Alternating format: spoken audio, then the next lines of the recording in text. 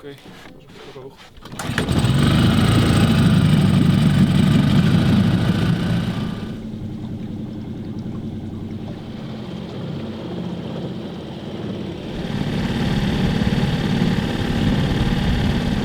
Oh, ja. Kijk, waaruit zit je nou? Ja.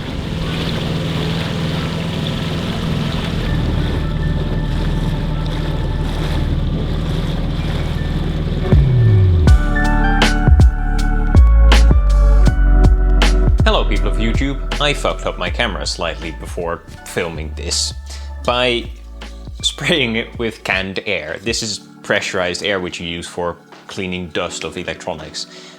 Normally you don't see it, but if you spray it wrong, vapor comes out, and the vapor coats things with like a specky layer of gunk. I don't exactly know what it is, but it's on my camera sensor now because there was a speck of dust, which I was like, I'm gonna blow that off. And now that happened to it. So if these specific talking head bits of video look a bit weird and like they have a sort of grain Instagram filter on it, it's my fault, I fucked up my camera. Anyway, moving on from that.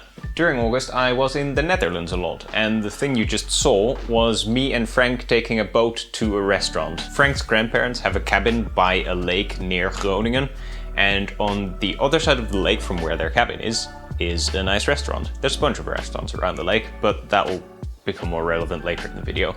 Anyway, instead of just driving to the restaurant, Frank and I decided to drive to his grandparents' cabin, take the boat across the lake, and go to the restaurant instead. The weekend after that, my first full weekend in the Netherlands, Frank and Anton and I went to a place called Sint Maartenzee to do some camping. Sint Maartenzee is a town on the west coast of the Netherlands, the coast of Holland, and there's a lot of dunes and forest and rain, which was a bit unfortunate, but we did some camping for a couple of days, and that was absolutely lovely.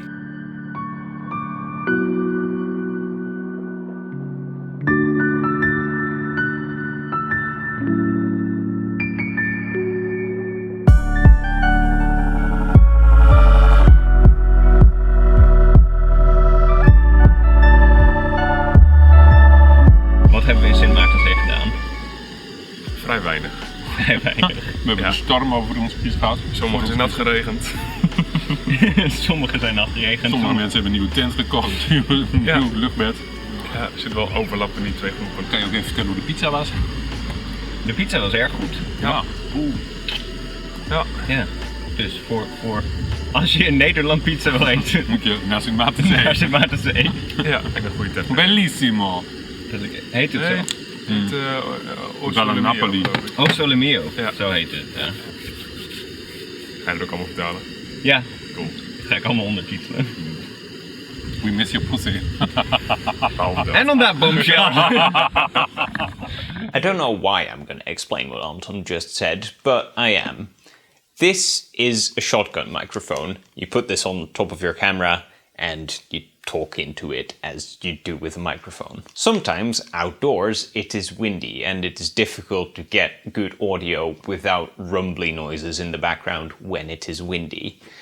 And for that there is this fluffy thing which is called a dead cat, or it would be if this microphone was bigger, like it would be on a Hollywood set. This is called a dead kitten, which is much worse. Last year, when I was running around with that thing on top of my camera on Schiermonnikoog, the Dutch island that we visit from time to time, Anton started calling it a pussy because it's a cat. Puss, cat, pussy. It's annoying, but here we are. Putting that aside as quickly as we can, the week after Sint Maartenzee, Frank and I, also joined by Rebecca this time, did another one of these boating from Frank's grandparents' cabin to a restaurant. I'm not sure how this became a thing this time in the Netherlands, but I'm sure it's going to remain a thing because it's kind of fun and novel to do, taking a boat to a restaurant instead of a car.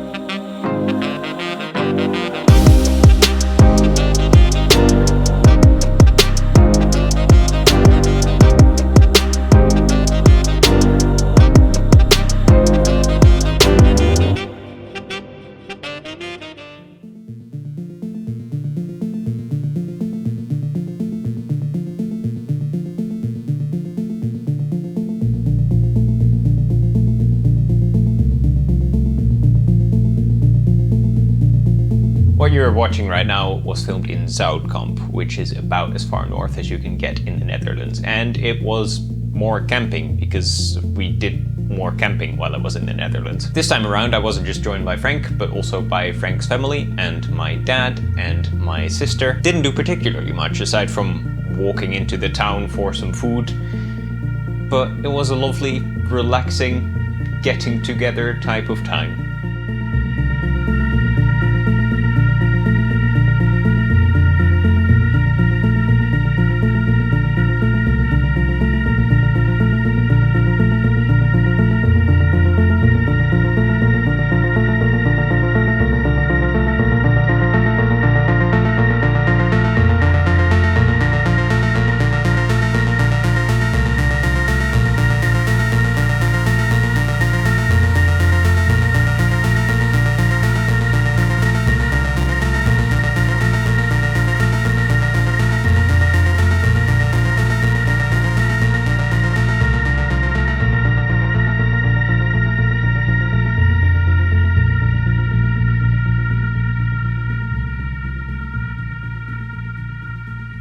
At the moment I'm recording this, it's been exactly a week since I got off that plane. And this week, honestly, has been a week like any other. I worked from home and I honestly didn't do much outside of that. But I saw an ad for a film called Free Guy, or Free Guy. I don't know how it's emphasized yet. We'll figure it out in about an hour. Because I'm gonna go to that film in a cinema for the first time in probably 2 or 3 years. The last film I saw in the cinema was Avengers Endgame. I also need to get my bread out of the oven at exactly the time that I'm planning on walking out of the house.